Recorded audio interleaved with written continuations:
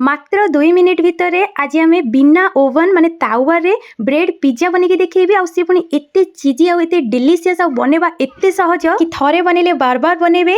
तो एठी मु गोटे पटरु ब्रेड को बस हल्का 30 रु 40 सेकंड पई सेकी नै छी आ तापर मु टिके शेजवान चटनी लगे दोची आपण ता जगह टमाटो केचप मध्ये लगे परिबे। तापर मोजरेला चीज टिके ग्रेट करी नै छी आ वेजिटेबल्स रे मु ए सब वेजिटेबल्स नै छी आपण आपन मन पसंद रो वेजिटेबल्स नै परिबे। मीठा मक्का को मध्ये सिजी की तार मंजी मध्ये नै परिबे। तो मु एठी पनीर कैप्सिकम टमाटो आ माने प्याज नै छी आ सेथिरे मु अल्प टिके गोलमरिच आ स्लाइड अल्प टिके लुण दै छी काइना मोजरेला चीज हम ऐड करूची तो सेथिरे मध्ये लुण अछि। देखंतु किछि छुआ नाटक करंती कि हम ए वेजिटेबल्स खाइबुनी बट एम्ति आपण भरी भरी वेजिटेबल्स तांको खुआई परिबे। आ मु टिके पिज्जा रो माने टेस्ट आ फ्लेवर आसिया पई एठी ऑरिगेनो और चिली फ्लेक्स ऐड कर दै छी। हे गला एबे गोटे पैन रे मु हल्का टिके बटर को ग्रीस कर नउची आ एबे हम ब्रेड को दे दबा। एठी मु गोटे छोटो बाउल रे एटा आइस क्यूब नै छी एबे हम याको कवर कर दबा।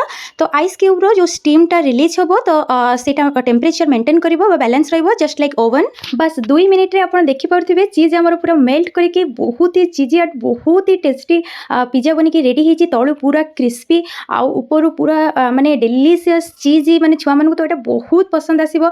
थरे एंती मो कहबा प्रोसेस रे थरे आपण घरे निश्चय बनांतु। छुआ तो छुआ बड़ मन को मध्ये बहुत पसंद आसीबो। वीडियो भल लागिले लाइक कमेंट और शेयर करे को भूलिबेनी। तो पुणी देखा हबो नेक्स्ट वीडियो रे। धन्यवाद।